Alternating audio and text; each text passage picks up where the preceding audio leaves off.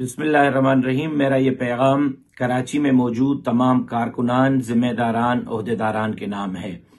कल मोरखा 15 फरवरी बरोज जुमारात दोपहर 1 बजे होने वाली बदतरीन इंतखाबात में धांधली के खिलाफ कराची सदर में सूबाई इलेक्शन कमिश्नर के ऑफिस के सामने धरना दिया जा रहा है।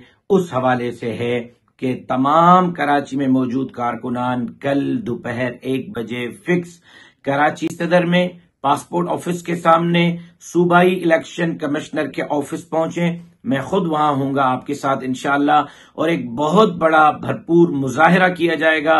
मैं उम्मीद करता हूं कि कल कराची में कोई कारकुन घर पे नहीं रहेगा।